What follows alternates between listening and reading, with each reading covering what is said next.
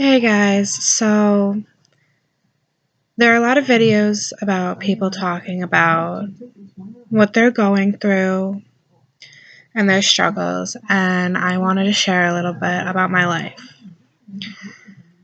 So, when I was born, I was adopted to a really wonderful family, and I let a lot of that get away from me and all amazing times with them because I was more focused on figuring out who I was. I thought that every answer every question I had would be answered when I'd meet my birth family. And I spent 18 years trying to figure that out. So I have three older siblings, and we all have different dads. My dad was the first guy that my mom married, and he wasn't a great guy. He had schizophrenia, he struggled a lot, like I do, and he was very manipulative and emotionally abusive to my mom. And when she found out she was pregnant with me, she said that's when everything changed. He would threaten her. He threatened to kill her, and I think my siblings, if she wouldn't stay with him. So they moved around a lot and finally decided that adoption was the best choice. My whole life, I was told I don't have siblings. My parents have not talked to my birth mom since I was born. And that always made me wonder if she really loved me. Because I was always told, well, adoption is such a selfless act. Parents do that because they care so much about their kid. And when my mom said she hasn't heard from her, she doesn't know anything, I really thought it was a selfish act. That she couldn't love a innocent baby and she didn't want me in her life. Well, 18 years later, I go to treatment in Utah and I talk to my adoptive family in family therapy and I tell them I want to know about my birth family. And my mom, I don't know if she said it accidentally or not, she said, we've been getting letters from her for the last 17 years. I was technically 17 in treatment. I was really happy, and it was the hardest information that I have ever gotten in my life. I also found out that I, like I said, have three older siblings. I have an older brother and two older sisters, and 12 nieces and nephews that I've never met.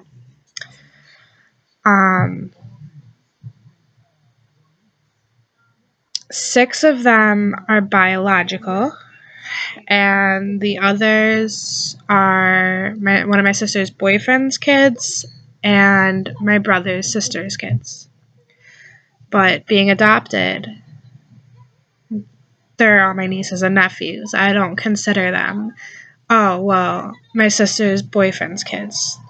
They're mine. They're my nieces and nephews. Like I said, I found my birth mom on Google in April of 2015, and I called her. It took me 3 tries before I actually left a message, and I was scared. I made it really obvious that it was me. Basically said something along the lines, I was wondering about an adoption that possibly took place 18 years ago.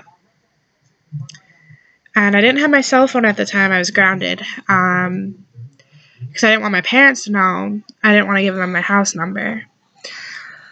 So I gave her my email. I know, who emails nowadays? I think I messaged her on April 20th because I got a response on my dad's birthday.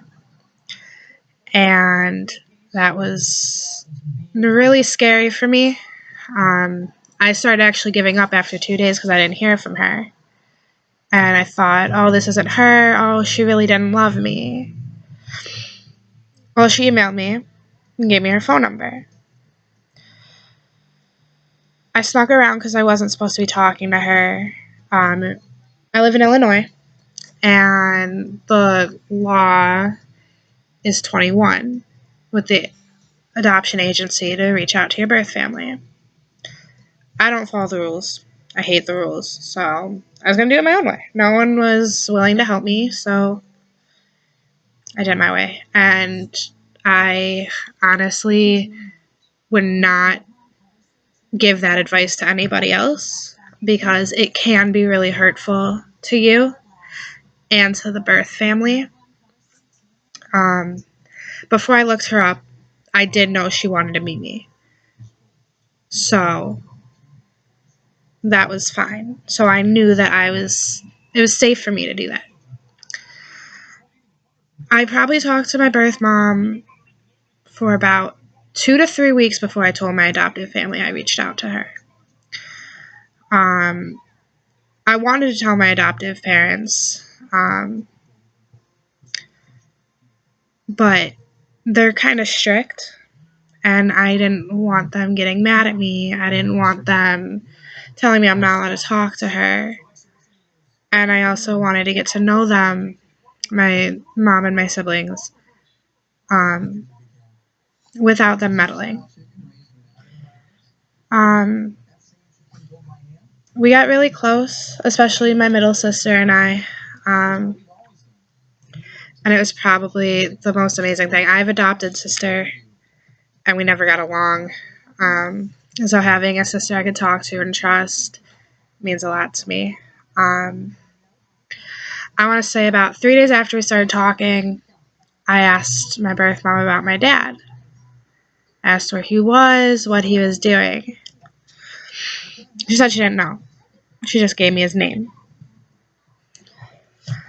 And that was really difficult.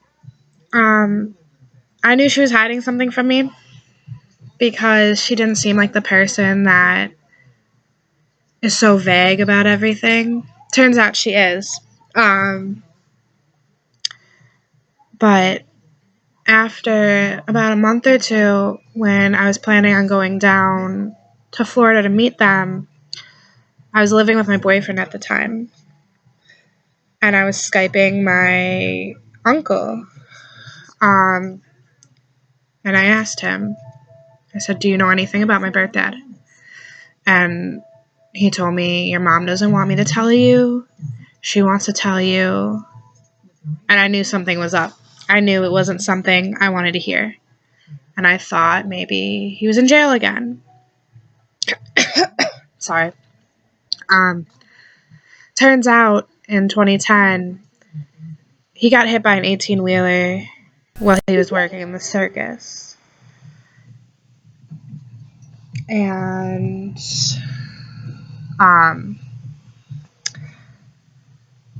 he passed away. I think on the 11th of October. Actually, 10 months after he went to jail for the last time. The girl he was with, though, when they were transferring equipment, she's fine. I don't know who she is, but she's fine. And I'm really happy because, I mean, I'd feel worse if two people died. But at the same time, sometimes I do say, I wish it was that woman who died, not my dad. Because he could be a horrible person, like they say. But I want to know for myself. And it's taken me almost a year to radically accept that he's not here. He's not coming back. And I can only judge him on what people tell me. So, I think it was in June, I moved down to Florida to be with my siblings and my mom. And it originally started as a visit, and I realized that I loved being down there. I loved seeing my nieces every day. I loved seeing my sister. It was a really good thing for me. After a while, I started getting comfortable. A little too comfortable, I should say. Started fighting with people a lot. My mom got a new boyfriend, and I don't think I was ready. I just got my mom in my life, and I wasn't ready to share her. I felt like I already had to share her with my siblings and my nieces, and now I had to share her with a guy I didn't even know. I felt like I didn't have enough time before he came into her life. So I had a lot of anger towards her and him without even getting to know him. And it had nothing to really do with him.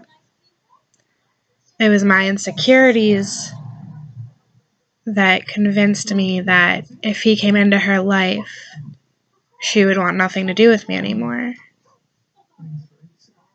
And if anybody in my family's watching this, I do want to apologize to you, David. You have made my mom so happy, and that's all I want. And I had no issue with you. I had an issue with myself. And because I know how I am when I meet a new guy, I forget about my friends. I don't care about my family. I just want to spend all my time with that guy. And, you know, even though my dad isn't that great of a person,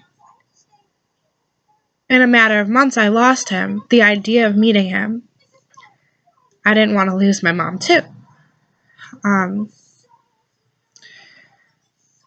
probably going to make another video explaining more because this is getting pretty long. But basically, I wanted this video to mostly be that it's not horrible. You're not strange. You're not unloved. You're still cared for if you're adopted. Even if your birth family doesn't want you to be part of their lives, if they wanted it closed and they didn't want you to know who they were, there's no way they didn't love you. It's no matter who the person is, you're going to be loved. Because of this adoption, I've had trust issues. I've had adoption issues.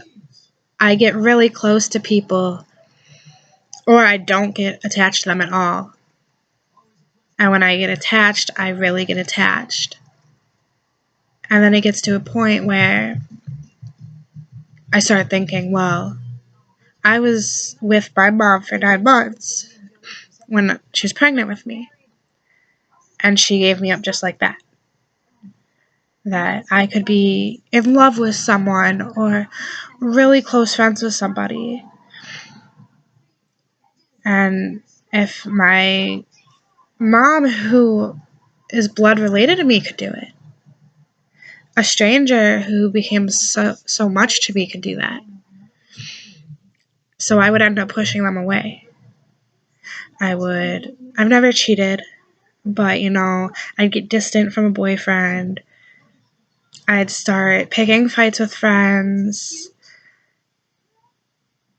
And it really screwed me up. And even though I'm still like that a lot, I still have a relationship with one of my sisters. I mean, I have a relationship with both of them. But it's hard when you don't have a relationship really with your mom. Like, I love her. I'll be here for her whenever she needs me. I know she's here for me. But being 2,000 miles away and it's seeming like she doesn't care, it's hard. But it's okay because I believe my birth family is my real family.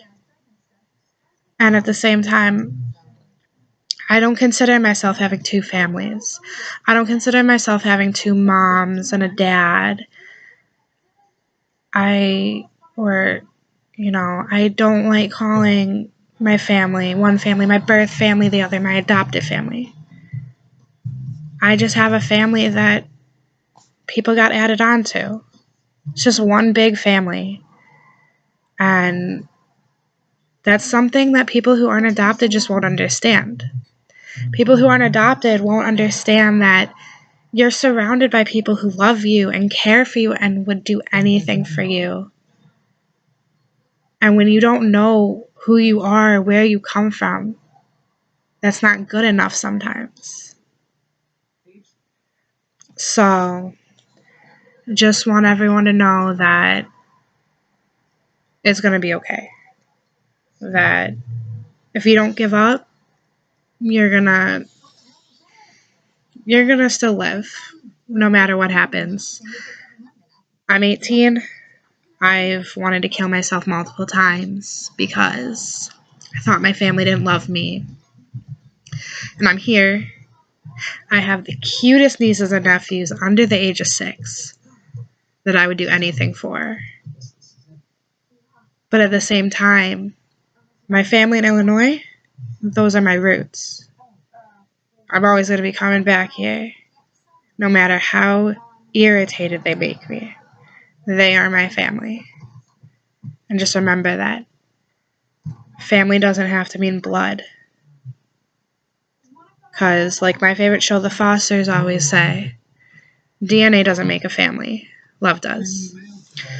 Well, I'm going to try to make videos every week. Fridays or Saturdays. I haven't decided yet. Maybe I'll make more overtime throughout the week, but mostly count on Fridays and Saturdays. I really hoped you liked this. I thought it would really help those who are adopted. I don't see many videos about people who are adopted. Just stay strong. You guys are amazing people, and everybody has a story, and I love all of you for them.